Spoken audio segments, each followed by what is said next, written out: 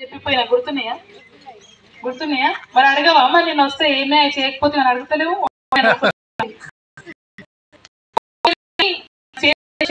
కొంచెం అడుగుతలేదు కానీ మీరందరూ గెలిపినికి చూసుకుంటే చూడమ్మది నిమ్మకాయ చెట్టున్నట్టుంది. కష్టపడ్డారు నా కోసం ఆ రోజు ఓట్లు వేసిరు, మీ అందరూ నాకు సపోర్ట్ చేసిరు. సరే కొన్ని కారణాల వల్ల ఓడిపోయినా నష్టం ఏం కాదు. పైన ప్రభుత్వం మనది వచ్చింది, కాంగ్రెస్ ప్రభుత్వం వచ్చింది, రేవంత్ రెడ్డి గారు ముఖ్యమంత్రి అయ్యిండు, మీ అందరికి తెలుసు. మరి ఆ రోజు 6 గ్యారెంటీలు చెప్పిపోయినా మీకు, బస్సులో ఉచిత ప్రయాణం అని అది మొదలైంది మీకు తెలుసు. చాలా మంది ప్రయాణం కూడా చేసింటారు. చేసిరా లేదు ఎవరన్నా? బస్సులో పోతుడా? ఫ్రీగానే ఎక్కించుకుంటారా డబ్బులు అడుగుతురా? ఫ్రీగానే కదా.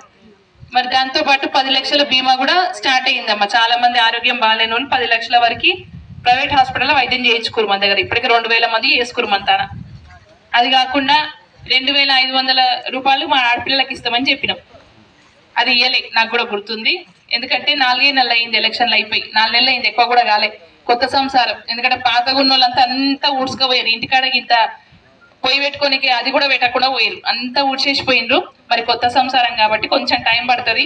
కానీ ఖచ్చితంగా మీకు ఇచ్చిన 2500 మాట కానీ మా పెద్ద మనుషులకి 4000 పెన్షన్ ఇస్తామన్నాం. అవి కూడా ఇచ్చే బాధ్యత మాదే అమ్మ. దాంట్లో ఎట్లాంటి సందేహం వద్దు, ఇస్తారో ఇయ్యారని ఆలోచన వద్దు. ఇక 500 రూపాయలకి సిలిండర్ ఇస్తామన్నాం. మన ఆడపిల్లలు అడిగేది అదే, ఈ ఇట్లా గ్యాస్ ఉంటే దన్న పోయి ఇంత వండుకొని తినొచ్చు అనుకుంటాం. 500 రూపాయలకి సిలిండర్, 200 యూనిట్ల ఫ్రీ కరెంట్ ఇస్తామని చెప్పినామా లేదా? మరి 500 రూపాయల సిలిండరు, అట్లనే 200 యూనిట్ల ఫ్రీ కరెంట్ కూడా ఆల్రెడీ మొదలైందమ్మా. తెలంగాణ రాష్ట్రం మొత్తం మొదలైంది, మన దగ్గర మాత్రమే ఆపిండ్రు.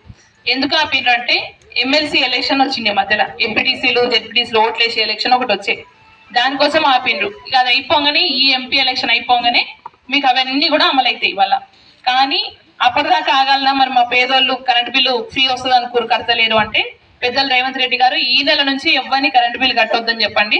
200 యూనిట్లు వస్తే ఫ్రీగా ఈ నెల నుంచి అమలు చేస్తాం. 0 బిల్లు రాకపోయినా సరే, మీకు కరెంట్ బిల్లు ఇచ్చిపోయినా సరే ఎవరు కట్టకండి. కడుతున్నా కరెంట్ బిల్లు ఏమన్నా? కడతలేరు కదా. ఒకవేళ ఎవరైనా వచ్చి కరెంట్ బిల్లు అడిగితే కూడా అదే మాట చెప్పండి, మాకు రేవంత్ రెడ్డి అని చెప్పిండు, మేము కట్టము, మాకు ముఖ్యమంత్రి ఫ్రీ ఇస్తానని చెప్పండి. కట్టకండి ఇక, వద్దు, అవసరమే లేదు. ఈ నెల నుంచి మీకు ఫ్రీ వస్తుంది. దాంతో పాటు ఇక 10 ఏళ్ల నుంచి వాళ్ళు డబుల్ బెడ్రూమ్ ఇల్లు ఇస్తామని చెప్పారు. నాకు తెలిసైతే ఒకటి కూడా ఇయ్యలేరా? ఇచ్చిరా ఎవరికన్నా? ఇయ్యలే కదా. మరి 4 నెలలు అయింది కాంగ్రెస్ ప్రభుత్వం వచ్చి రేవంత్ రెడ్డి గారు ముఖ్యమంత్రి అయి 4 నెలలు అయింది. ఇప్పటికే 3500 ఇండ్లు మనకి శాంక్షన్ ఇచ్చిండు. ఆల్రెడీ మనకి 3500 ఇండ్లు శాంక్షన్ చేసినమ్మా. ఎలక్షన్ కోడ్ ఉంది కాబట్టి ఎవరికి ఇయ్యలేకపోయినాము. అవతల ఇయ్యనిస్తారు, ఎందుకంటే మళ్ళీ మీరు ఇల్లు ఇయ్యంగానే ఓట్లు మొత్తం అలాగే ఇస్తారని భయానికి అడ్డమేసిండ్రు. ఎలక్షన్ కోడ్ అయిపోగానే ఎవరైతే నిజంగా పేదవాళ్ళు ఉన్నారో, ఇల్లు లేని ఉన్నారో, గుడిసెలలో ఉన్నారో వాళ్ళందరినీ చూసి 5 లక్షల రూపాయలు మీకు ఇల్లు కట్టుకోనికి ఇచ్చే బాధ్యత మాది. మరి ఇచ్చిన మాటలన్నీ, వాగ్దానాలన్నీ సరితమ్మన చేస్తా అంటుంది కదా. ఓడిపోయినా సరే సరితమ్మకి పైన రేవంత్ రెడ్డి గారి ఆశీర్వాదం ఉంది. ఎందుకంటే ఆయన్నే నన్ను ఎమ్మెల్యేగా నిలబెట్టిండు. ఆయన ఇప్పుడు నాకు భరోసా ఇచ్చిండు, నువ్వు ఓడినా సరే మాకు నీతోనే పనులు అయితే అని చెప్పిండు, నీతోనే చేపిస్తామని. మరి ఇక మళ్ళా ఓట్లు ఎందుకు వేయాలని మీకు సందేహం రావచ్చు, అంతే కదా. ఇక పనులని సరితమ్మ చేస్తే ఓట్లు మళ్ళీ ఎందుకు వేయాలంటే, ఇప్పుడు వచ్చిన ఓట్లు పెద్దల ఓట్లు, ఎంపీ ఎలక్షన్ ఓట్లు, పైన ప్రధానమంత్రిని ఎన్నుకునే ఓట్లు. ఇప్పుడు ప్రధానమంత్రి ఎవరు? నరేంద్ర మోడీ గారు. ఇప్పుడు పొద్దున్న నుంచి మీరు ఎండకు పని చేస్తున్నారు. మామూలుగా అయితే 200 వేయాలి మీ పని దినాలకి, కానీ వేస్తలేరు. 100 రూపాయలు 120 150 ఎక్కువ వేస్తాయి, అంతే కదా. అవి కూడా 2 నెలలకో 3 నెలలకో ఇస్తారు, అది కూడా రెగ్యులర్ ఇయ్యరు. అట్లా కాదు. అసలు ఈ పని దినాల పథకం మొదలు పెట్టింది ఎవరో తెలుసా ఇంతకి? రాజశేఖర్ రెడ్డి హయాంలో అప్పుడు సోనియమ్మ గారు మన పేదోళ్ళకి కష్టమవుతుంది, ఎండాకాలము పొలాల పనులు ఉండవు, వాళ్ళకి తిన్నీకి అన్నం దొరకదు, తిప్పలవుతుంది అనే ఉద్దేశంతో 100 రోజుల పని దినాలు మొదలుపెట్టిరు 2004లో. అప్పుడు కాంగ్రెస్ ప్రభుత్వాలే మొదలు పెట్టిండ్రు. మరి ఇప్పుడు అదే 200 ఇచ్చుకుంటూ వస్తే అవుతుందా? సరిపోతుందా? 200 కూడా ఇయ్యరు, అందులో 150 120 ఇస్తారు.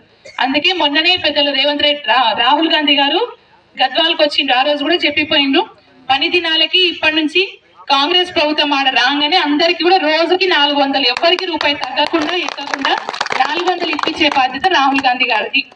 మనం చేయాల్సిన పని ఏంటంటే ఆయనని ప్రధానమంత్రిగా ఎన్నుకోవాలి. దాంతో పాటు మన ఆడపిల్లలందరూ చాలా పేదరికంలో ఉన్నారు, కష్టపడుతున్నారు, రోజు పనికి పోతారు. వాళ్ళకు కూడా చేతికి ఆసరా ఉండాలని సంవత్సరానికి 1,00,000 రూపాయలు మన ఆడపిల్లలందరికీ వేయాలని రాహుల్ గాంధీ గారు నిర్ణయించిందమ్మా. చదువుకున్న పిల్లలకి కొలువులు ఇవ్వాలి, చదువుకొని పిల్లలకి స్కూల్ కట్టియాలని ఇవన్నీ నిర్ణయించిండు. మరి ఇవన్నీ కావాలంటే ఏం కావాలంటే పైన ప్రధానమంత్రి రాహుల్ గాంధీ గారిని ఎన్నుకోవాలి. రాహుల్ గాంధీ గారిని ఎన్నుకోవాలంటే ఇక్కడ మన ఎంపీ అభ్యర్థి గారిని కాంగ్రెస్ పార్టీకి ఓట్లు వేస్తే ఈయన పోయి ఆయనని ఎన్నుకుంటాడు. మరి సరే కాంగ్రెస్ కి ఎందుకు వేయాలమ్మా ఓటు, మరి బీఆర్ఎస్ ఉంది బీజేపీ ఉందని మీరు ఆలోచన చేయొచ్చు, తప్పేం లేదు. ఇక బీఆర్ఎస్ పరిస్థితి ఏందన్నది మీకు తెలుసు. మొన్న ఈడ గెలిచినా సపోర్ట్గా ఇంట్లో కూర్చుంటుండే, ఎందుకంటే ఏ పనులు ఏ పథకాలు ఆయనకి ఇవ్వదు గవర్నమెంట్, వాళ్ళ గవర్నమెంట్ లేదు కాబట్టి. తెలంగాణ రాష్ట్రంలో బీఆర్ఎస్ ప్రభుత్వం లేదు, అక్కడ జాతీయంగా నేషనల్ గా బీఆర్ఎస్ ప్రభుత్వం రాదు. ఎందుకు రాదు అంటే మన ఆ పార్టీ కేవలం తెలంగాణలో మాత్రమే ఉంది, ఇంకెక్కడ లేదు. ఈడ గెలిచినా అది వేస్ట్ అయినట్టే ఓటు. దయచేసి వేస్ట్ అయ్యే ఓటు మనం వేసుకున్న ఓటే వేయకపోయినా ఒకటే, బూడిదలో పోసినా పన్నీర్ అవుతుంది. అట్లాంటి ఓటు ఆ పార్టీకి అయితే వేయరు నాకు తెలుసు. కానీ బీజేపీ ప్రభుత్వం కొత్తగా ఒక ప్రచారం మొదలు పెట్టింది. ఇట్లా రండి మేడం, కూర్చోండి, ముందర కూర్చోండి, ఉండండి, మీ డిస్టర్బ్ చేయకండి. ఇక మధ్యలో కూర్చోమ్మా, ఇట్లా కూర్చో, ముందర కూర్చో. మరి బీజేపీ ప్రభుత్వం కొత్తగా ప్రచారం మొదలు పెట్టింది. ఏం చేస్తుందంటే ఇంటింటికి జై శ్రీరామ్ అని ముద్రలు కొట్టిరా లేదా మీ ఇంటికాడ? కొట్టిరు కదా. అక్షంతలు పంపించిరు. ఏం చేయాలంటే అక్షంతలు ఒక్కసారి మీరు చెప్పండి నాకు. ముద్రలు కొట్టిరు, ఏడగొట్టిండ్రు, మనం కట్టుకుని ఇళ్ళ మీద వాళ్ళు జై శ్రీరామ్ ముద్రలు కొట్టిరు.